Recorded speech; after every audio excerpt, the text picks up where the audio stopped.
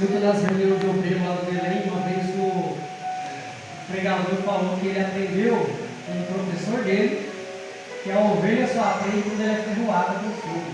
Verdade. Então a gente precisa ter a unção, o fogo do Espírito de Deus na nossa vida para poder aprender a sua palavra. Verdade. Paulo diz crescer na graça e no conhecimento. Ora por um lado e por outro lado você busca o conhecimento. Não vai só por um lado não, que você vai acabar como muitas outras pessoas acabaram. Fica muito pesado de um lado só da balança e você acaba se perdendo no meio do caminho. Cantares de Salomão. Quem já leu o livro de Cantares de Salomão? Levanta a mão. Quem já leu? Algumas partes. Quem já leu todo ele? Todo, completo. Do começo ao fim. Algumas partes também.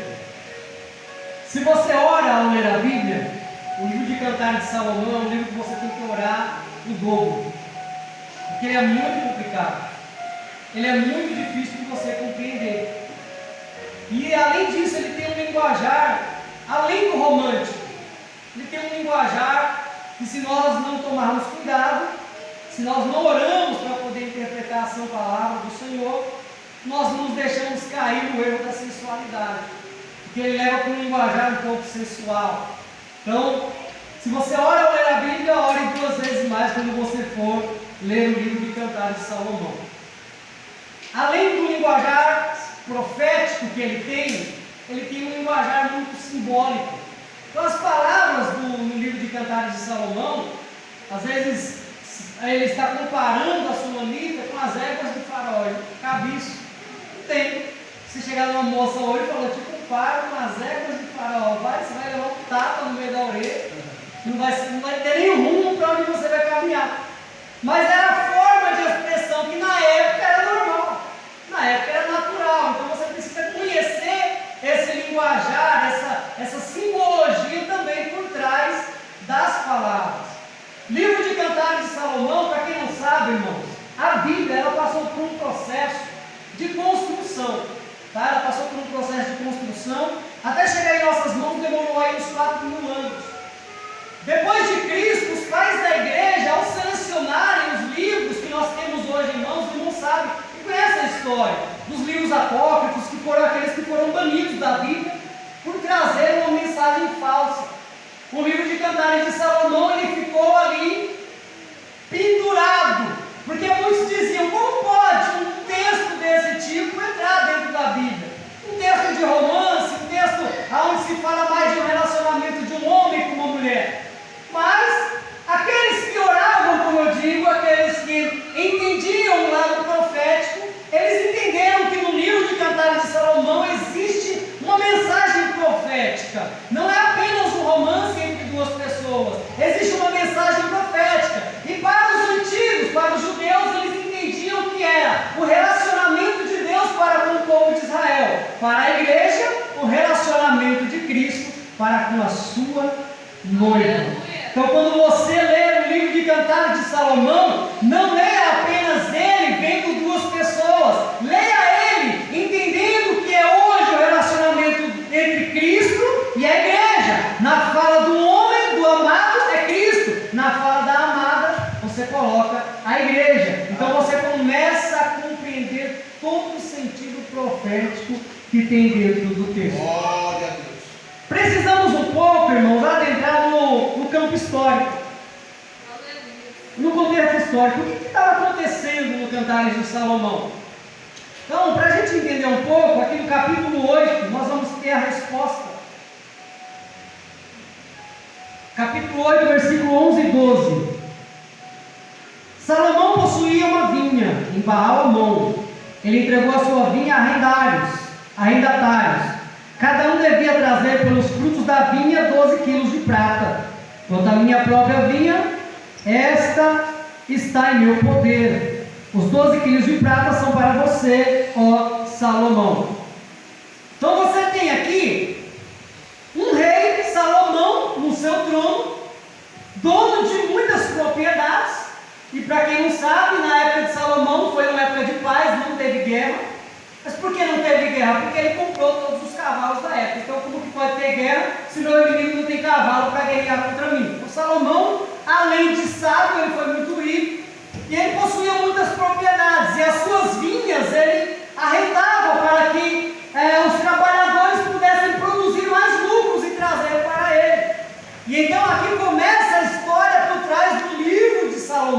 por trás do livro de Cantares de Salomão, no meio dessas vinhas, uma moça, ela, juntamente com outros homens ali, com outras pessoas, ela começa a exercer o trabalho dentro dessa vinha. Nós vamos ter aqui,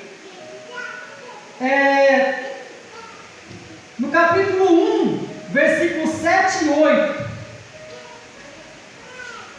Olha só o que ela está dizendo: conte-me, você, a quem amo, onde faz pastar o seu rebanho, e onde faz as suas ovelhas descansar ao meio-dia. Se eu não souber, serei como uma mulher coberta com véu, junto aos rebanhos dos seus amigos. Se você, a mais linda das mulheres, se você não sabe, siga a trilha das ovelhas e faça as suas cabritas pastarem junto às tendas dos pastores.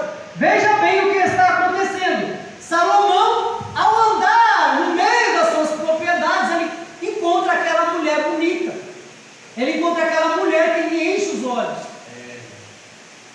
Só que ele não chega nela como um rei.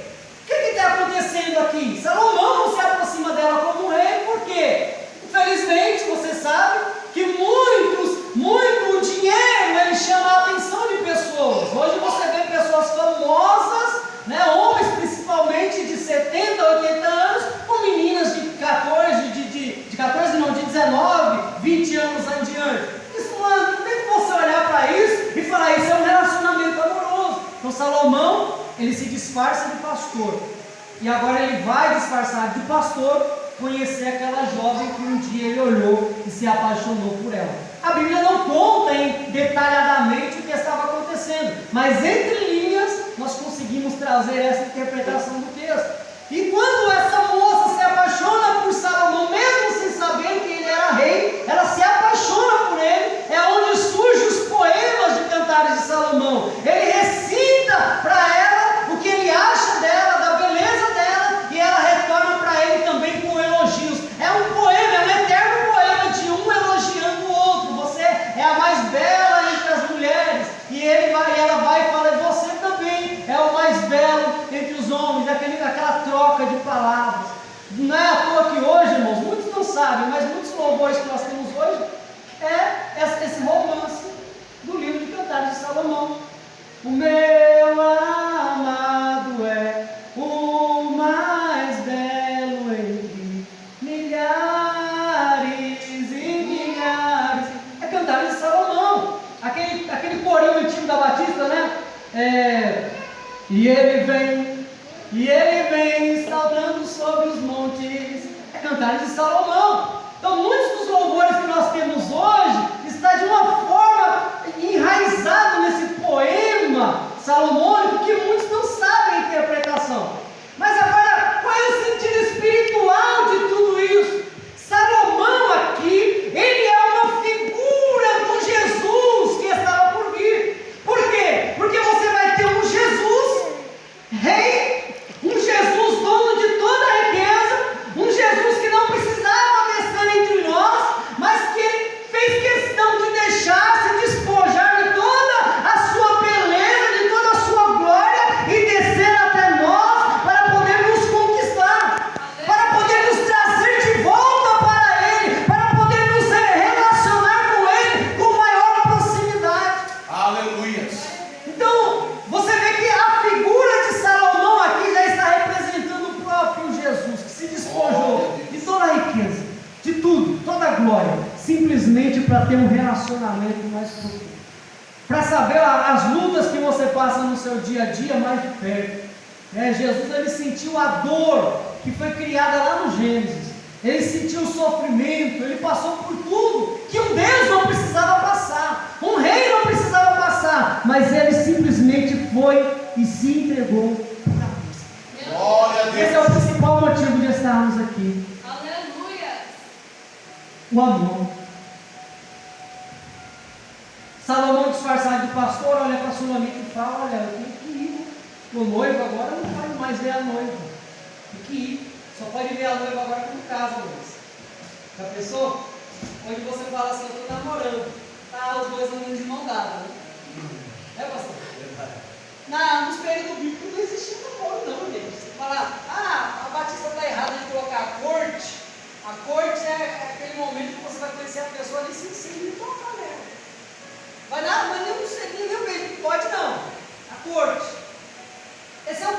relacionamento mais próximo da Bíblia. Porque quando a menina começava a namorar, na verdade o namoro bíblico era esse.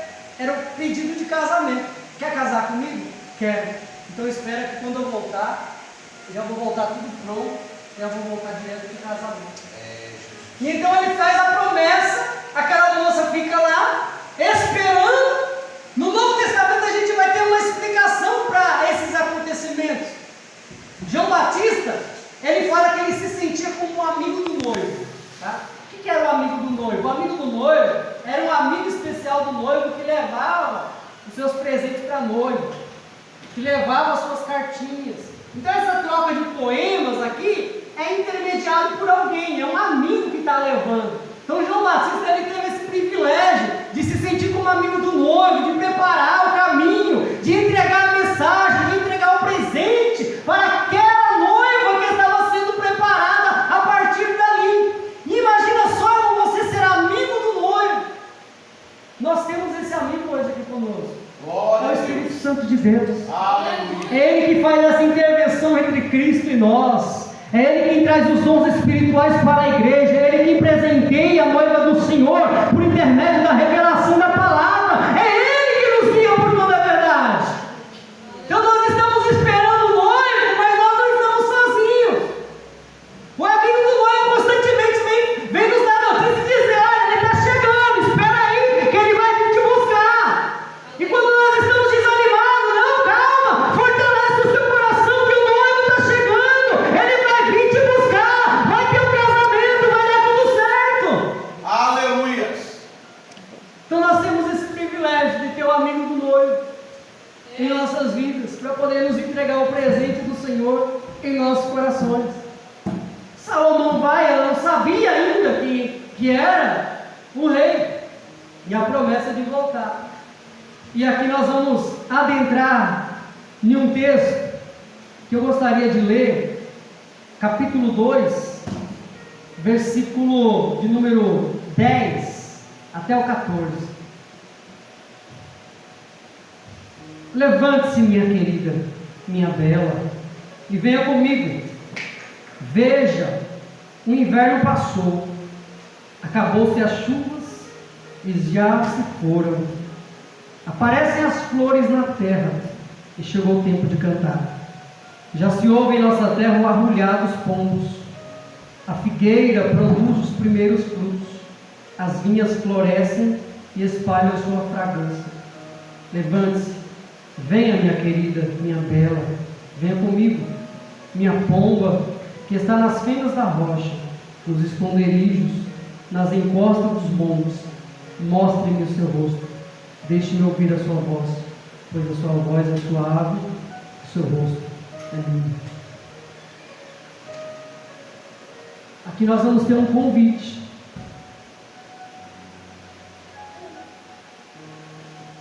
Que representa a volta do noivo.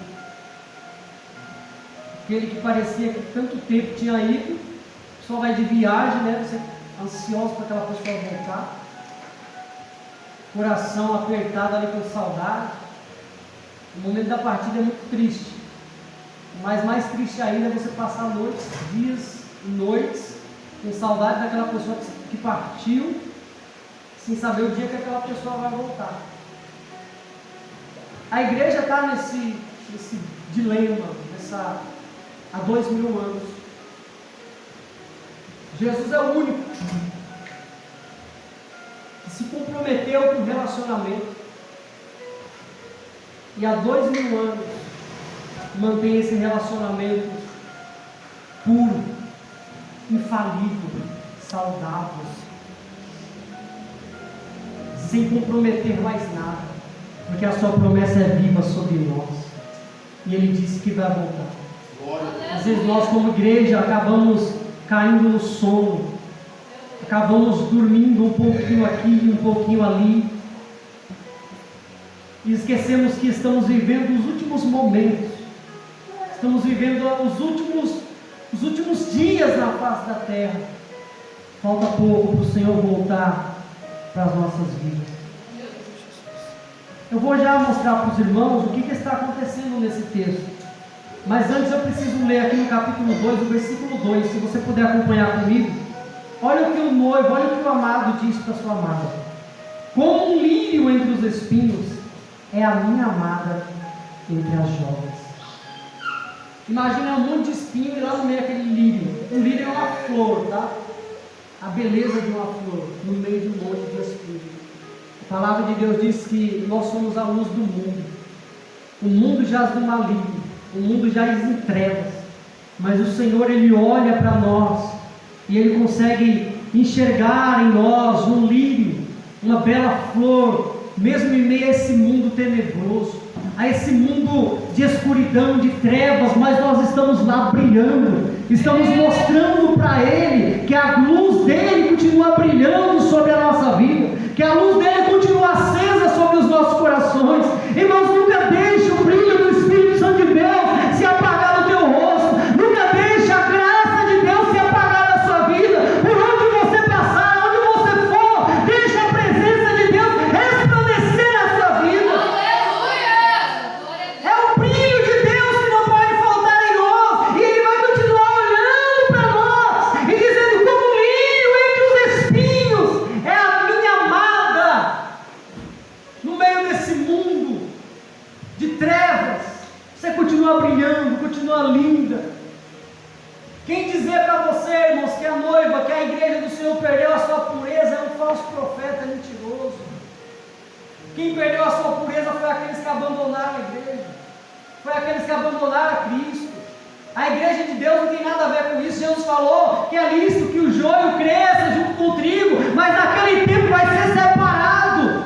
É lícito que chegue o escândalo, mas sai por meio de quem entrar o escândalo. Então nós, como igreja do Senhor, nós precisamos continuar puros, imaculados na presença do Senhor, que o sangue de Cristo a cada dia nos purifique de todo mal. E ela responde, né? Versículo 3: como macieira entre as árvores da floresta, é o meu amado entre os jovens. Tenho prazer em sentar-me à sua sombra. O seu fruto é doce ao meu paladar.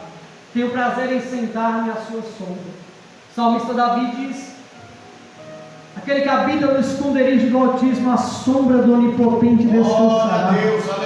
Novo Testamento, enquanto Maria estava desesperada, faz uma coisa, faz outra. Marta desesperada, Maria senta aos pés de Jesus, e uma reclama e fala: mestre, fala para ela vir me ajudar. E Jesus falou: não, ela escolheu a boa parte, ou seja, ela está sentada à minha sombra, ela está sentada aos meus pés, e isso eu não vou tirar dela.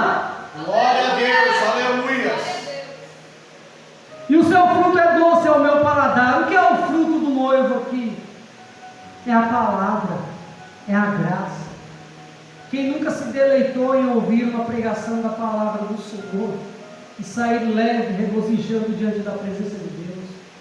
Quem nunca sentiu vontade de pular, de glorificar, de falar em línguas, ao ouvir alguém trazendo uma palavra que mexeu lá no íntimo do seu coração? Isso é o fruto de Deus por intermédio da palavra. É a sua graça que vem dele para nós, que emana da cruz do Calvário e nos revigora. É a presença de Deus que nunca há de faltar em nossos corações. Quando você ouvir uma palavra que der vontade de pular, irmão, pula, sapateia mesmo. Acho que os irmãos nunca me viram sapateando, mas eu sapateio de vez em quando, viu? Glória a Deus. Vamos no mistério. Mas é a graça de Deus na nossa vida, irmãos. É a presença de Deus na nossa vida. É uma alegria que o mundo não explica. É uma alegria que só o Espírito de Deus é capaz de explicar na nossa vida, porque é Ele quem promove essa alegria. Aleluia. E agora a promessa da vida. Veja o que vai acontecer naquele grande dia. Levante-se, minha querida, minha bela, e venha comigo. É o grande chamado do Senhor para a sua noiva. Veja, o inverno passou, acabaram-se as chuvas e se foram. Esse inverno é o período do sofrimento da igreja. Você estudar a história da igreja, você vai ver o tanto de sofrimento, de sangue derramado, período de trevas, irmãos. Até hoje a igreja é perseguida. Isso não para. Isso não para. Não vai existir um tempo que a igreja vai deixar ser perseguida. A igreja sempre vai ser perseguida. É um inverno que durou, que perpetuou por muitos séculos, muitos anos, durante a estadia da igreja nesse mundo. E é assim até hoje. Mas um dia isso vai acabar, um dia isso vai cessar. Quando nós ouvimos a voz do Todo-Poderoso, quando nós ouvimos, como Paulo disse, o tocar da última trombeta, isso vai cessar. Todo o sofrimento, toda a angústia, toda a labura vai cessar. Glória a Deus. Aparecem as flores na terra. Meu Deus, aleluia. E chegou o tempo de cantar. Já se ouve em nossa terra o arrulhar dos cômodos. Quem não almeja, irmãos, sair do momento de tristeza, de agonia. A ilustração do inverno para a primavera, verão, é muito boa. Porque o inverno é aquele período frio, aquele período que castiga as pessoas, até os animais, coitados, eles sofrem muito no inverno. E a primavera, para o verão, vem falar de alegria, onde as flores elas começam a aparecer, os pássaros começam a cantar. Nós ainda vamos viver essa primavera no reino dos céus. Está tudo preparado. Já está tudo preparado. E ó, desde a fundação dos séculos, antes da fundação do mundo, diz a palavra de Deus, Ele preparou uma nova Jerusalém para a sua igreja. Ele preparou um lugar para poder nos buscar. João 14, crede em Deus, crede também em mim. Na casa do meu Pai há muitas moradas. Se não fosse assim, eu vos teria dito: vou preparar o lugar. Se eu for vos preparar o lugar, voltarei e vos levarei para mim mesmo, para que onde eu estiver, estejais vós também. Glória a Deus. Um lugar que Deus preparou, aonde não tem guerra, aonde não tem tristeza, aonde não tem choro, aonde não tem angústia, aonde não tem doença. Ele está preparado já desde a fundação dos séculos, para que quando Ele voltar e levar a sua igreja, tudo possa ser perfeito. Aleluia a Deus. Ele vai voltar, irmãos. A figueira produz os primeiros frutos, as vinhas florescem e espalham sua fragrância. Essa parte da figueira é muito interessante, irmãos, porque a figueira na Bíblia, ela representa o povo de Israel. É uma ilustração do povo de Israel. No Novo Testamento, capítulo 24 de Mateus, eu vou ler aqui para os irmãos rapidinho. 24, versículo 32 e 33.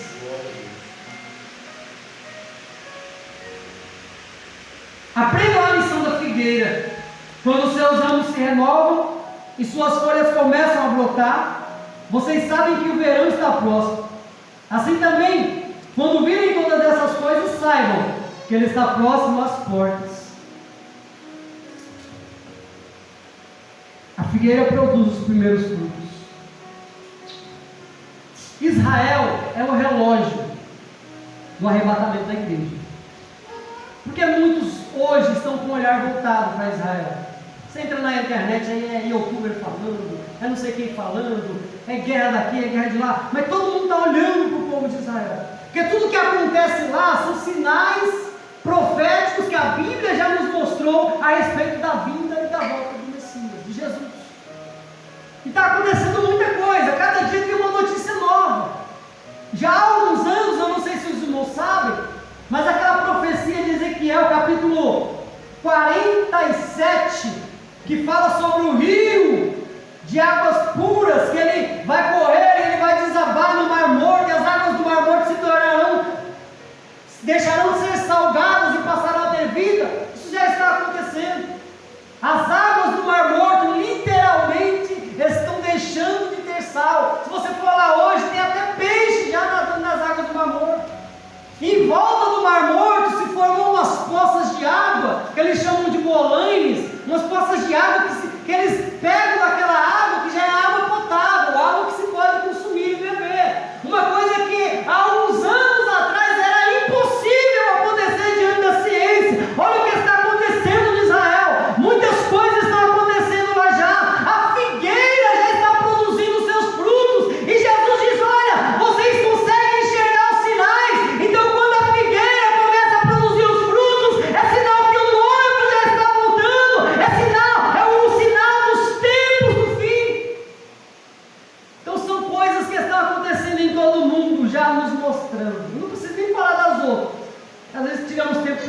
terremoto, disso, daquilo.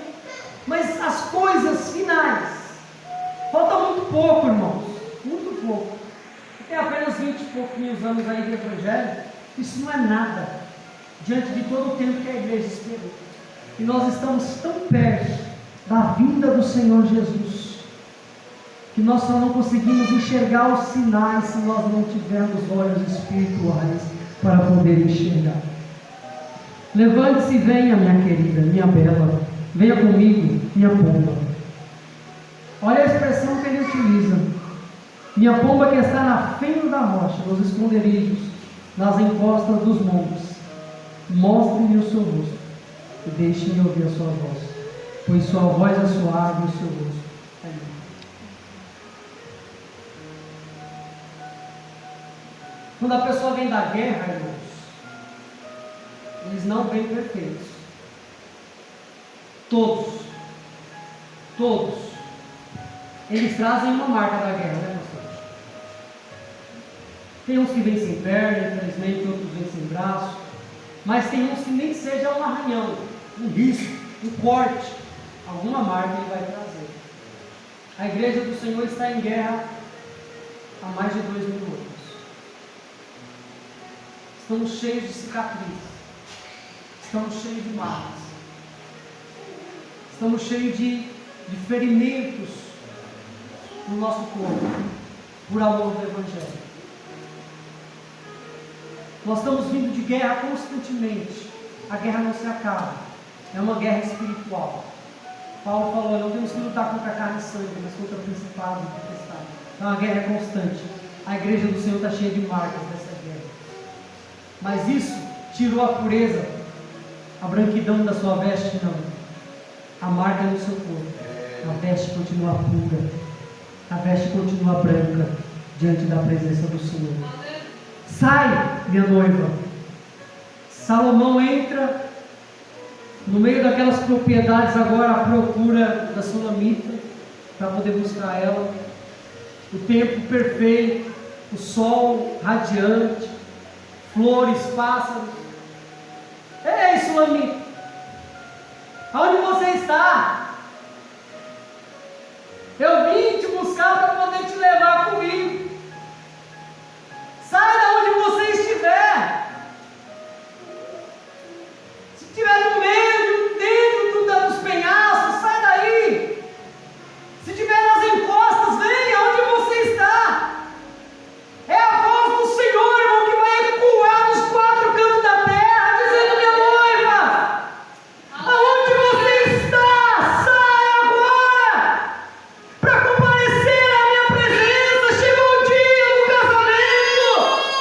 Independente do que você tem passado, independente do que você tem enfrentado, independente da situação que você tem vivido, é hora de se encontrar com o noivo. Aleluia, Deus. Daniel está dando glória aqui. Oh, glória. Aleluia. Está na hora, irmãos, do noivo se encontrar com o noivo. Glória a Deus. No Novo Testamento, Jesus ilustra isso aí com a parábola das 10 virgens. 5 dormiu, 5 ficou com as lamparinhas acesas.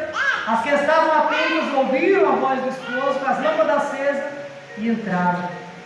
A noiva do Senhor, independente das trevas que estejam circundando ela vai sair com a sua lâmpada acesa. Ela vai sair de onde ela estiver para se apresentar diante do noivo. E Paulo disse: olha, no ressoar da última trombeta, aqueles que morreram em Cristo ressurgirão primeiro, e nós, os que estivermos vivos, nos encontraremos com Ele nos ares. Aleluia. Aonde tiver o pó, Ele vai ressurgir e vai se encontrar com o Senhor.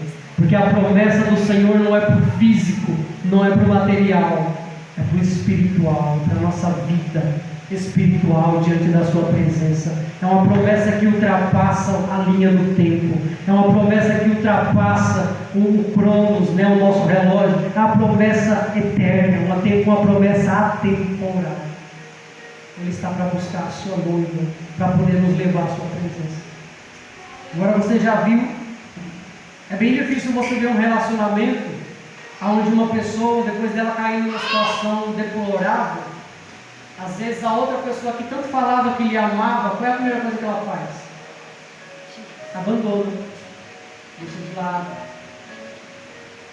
Às vezes continua cuidando, mas vai ter relacionamentos extras, né?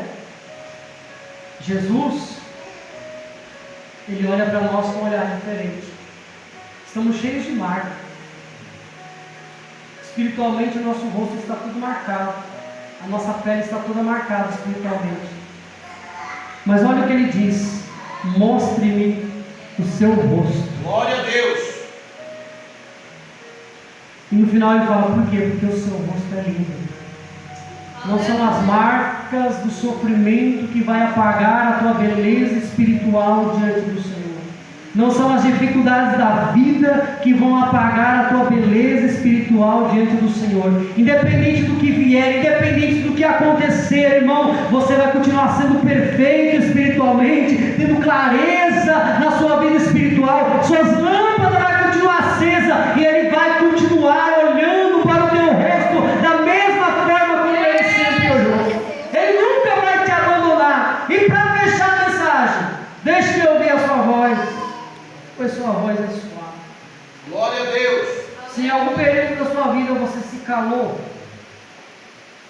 você pensou em parar, em deixar de adorar a Deus, saiba que Ele tem prazer em ouvir a sua voz. No momento que ninguém está te ouvindo, mas você está lá no quarto dizendo: Senhor, tem misericórdia de mim. Deus, me ajuda a enfrentar as dificuldades dessa vida. Me ajuda a vencer as minhas limitações. Senhor, me dá da tua graça. Ele está ouvindo isso lá de cima, com algo suave, algo prazeroso. E o Espírito Santo dizendo: clama mais, intercedendo por nós com gemidos inexprimíveis, levando nossas orações até Deus. Jesus à destra do Pai, recebendo as nossas orações e advogando a nossa causa, e dizendo: Pai, cuida dele, Pai, cuida dela. E Deus dizendo: olha, eu me agrado de ouvir a